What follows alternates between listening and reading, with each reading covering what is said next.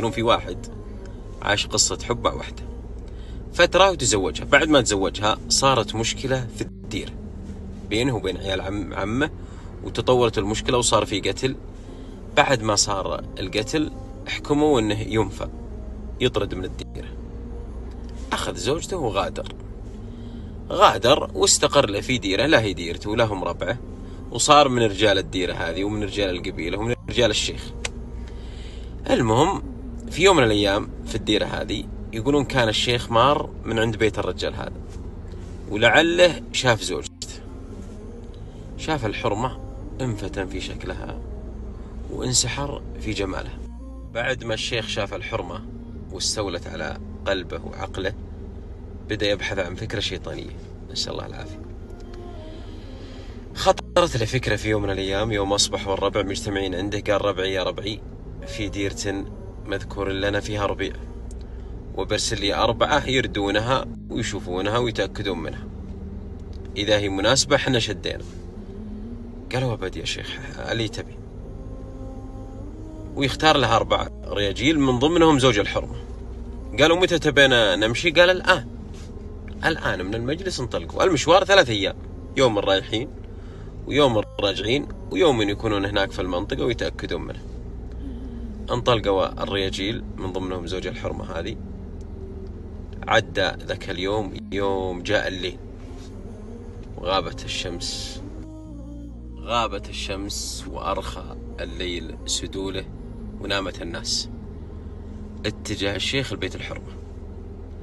المهم قبل يوصل البيت أو قبل يدخل البيت تقل أحدث له صوت صقع له عمود. صاحت الحرمة من فيه؟ قال أنا الشيخ. قالت خير يا شيخ عسى ما شر.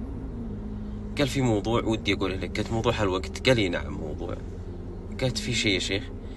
قال والله أنا معجب وأخذت عقلي وقلبي وجيت أبغى قربك يعني. قالت أنت عشان كذا أنت أرسلت زوجي؟ قال لي عشان يصفى لنا الجو. قالت والله يا شيخ ما أدري شو أقول، لكن يعني أنا عندي شرط، إذا تم هذا الشرط تجيني بكرة زي هالوقت ولك ما تريد. قال وش شرطك؟ قالت شرطي لغز، تحل هذا اللغز وتجيني بكرة زي هالوقت. قال وش لغزك؟ قالت يا شيخ اللحم حتى لا يجيف يعني يتحول الجيفة ويفسد يرشون عليه ملح، لكن من يصلح الملح إذا الملح فسد يا شيخ؟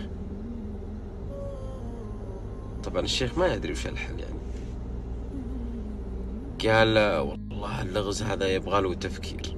متحمس الشيخ. قال يبغى له تفكير. قال تفكر وشاور ربعك اللي انت تثق فيهم يا شيخ، إذا لقيت حل تعالي بكرة زي هالوقت. رجع الشيخ لبيته وبدأ يفكر في حل للغز، وعجز ينام ذاك الليلة ولا لقى الحل. المهم يوم أصبح واجتمعوا عنده ربعه، قال في نص الجلسة كذا الربع يسولفون، قال لي الربع اللحم علشان ما يفسد ويجي يرشون عليه ملح، لكن من يصلح الملح إذا الملح فسد؟ من يجاوبني الربع؟ ويبدون الربع كل يشارك من عنده، كل يرمع وكل يعطي على قد فهمه، لكن ولا واحد جاب العلم الصحيح ولا واحد جاوب ولا واحد أقنع. في واحد من ربعه كان رجل محنك وفطين وداهية ساكت ما تكلم. المهم يوم انفض المجلس قال يا شيخ الحل عندي. قال أنا أشوفك ما شاركت مع الربع ولا. قال ما ينفع أني أقوله لك قدام ربعك. قال وش العلم؟ قال اللغز له أصل، والأصل بيت شعر لأبو سفيان الثوري يقول فيه يا رجال العلم يا ملح البلد من يصلح الملح إذا الملح فسد.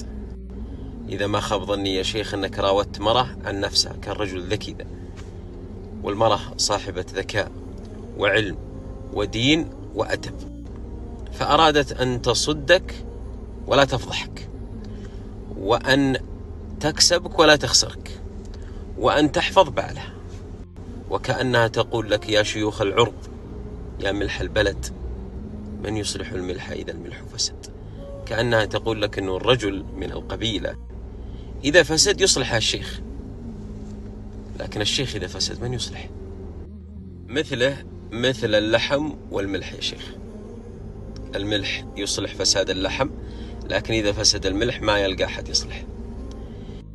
الكلام وقع في قلب الشيخ زي الطعنة، صح ضمير الشيخ النايم وعقله الهايم وقلبه الظالم، وبدأ يندم أشد الندم على ما فعل من كيد ومن مفسدة. فقال للرجل: أصبت والله كبد الحقيقة، فاستر علي سترك الله دنيا وآخرة. والرجل كان محنك أصلا، حتى ما تكلم قدام ربعه خشية أنه يفضح الشيخ. طبعا الشيخ لازم يكون له تصرف محنك في هذا الموقف، لابد يعلم الحرمة وش ردة فعله. فدعا خواته وقال: نبي نروح لفلانة، زوجها ما جاء الآن، نبي نروح لفلانة ضيفتنا وضيفة الدير، نشوف ناقصها شيء تحتاج شيء. أخذ خواته وراح للحرمة. يوم دخلن عليها وترحب وتهلي فيهن، يوم جلسن الشيخ برا ما دخل.